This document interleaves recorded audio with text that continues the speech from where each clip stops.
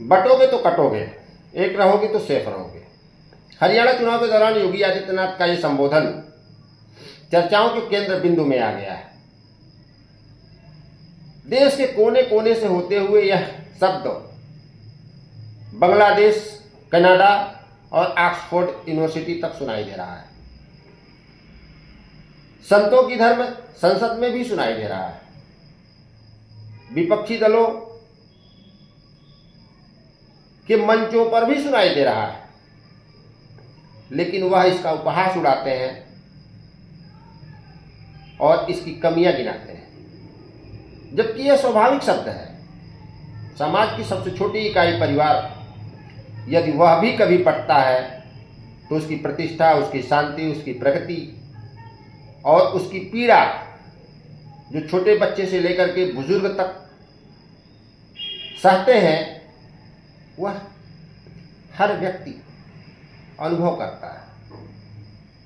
राष्ट्रीय स्तर पे अगर हम बढ़ते हैं, सामाजिक स्तर पे अगर हम बढ़ते हैं, धार्मिक स्तर पे अगर हम बढ़ते हैं, तो मुजफ्फरनगर जैसे दंगे होते हैं, पाकिस्तान जैसा एक अलग देश बनता है, जिसकी भरपाई हमारी आने वाली पीढ़ियां भी नहीं कर सकती। इसलिए यह स्वाभाविक शब्द है जो किसी धर्म से भी जोड़ के देखा जा सकता है, जातियों को भी जोड़ के देखा जा सकता है, राष्ट्रीय स्तर पे सभी धर्मों को लेकर के देखा जा सकता है, जिसमें 130 करोड़ की जनता की अनुभूति छिपी हुई है। लेकिन विपक्षी दलों को यह शब्द नागवार गुजर रहा है। सपा मुख्यालय पर नित्य नए प्रयोग किए जा रहे हैं और वह पीडीए को लेकर के ही आगे बढ़ना चाहता है। पीडीए पिछड़ा, दलित और अल्पसंख्यक, यह सत्ता में पहुंचाने की सीढ़ी बनने वाले हैं। सपा को ऐसा महसूस होता है। लोकसभा चुनाव में इसका प्रयोग उन्होंने किया।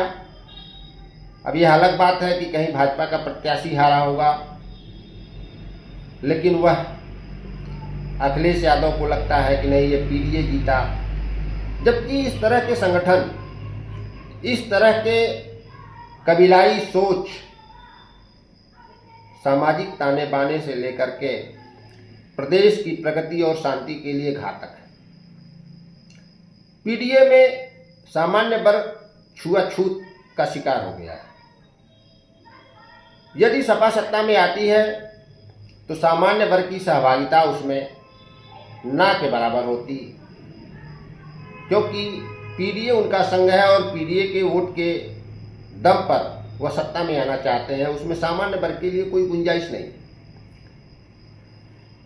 छुआछूत का शिकार बना रहे हैं सामान्य वर्ग को अखिलेश यादव, और योगी के इस नारे से उनको ज्यादा बौखलाहट दिखाई दे रही है कि बटोगे तो कटोगे, एक रहोगे तो सेफ रहोगे। सबसे ज्यादा बौखलाहट सपा और अखिलेश यादव में दिखाई दे रही है इस नारे से। जबकि एक परिवार भी बढ़ता है तो उसकी पीड़ा कितनी भयानक होती है, ये सबकी जिंदगी में कभी न कभी आया है, सब लोगों ने महसूस किया है। मुजफ्फरनगर का दंगा हो तो उसमें किसी धर्म विशेष के लोग ही नहीं पीड़ा पाए होंगे, वहां रहने वाले सभी लोगों को असहनीय पीड़ा हुई होगी।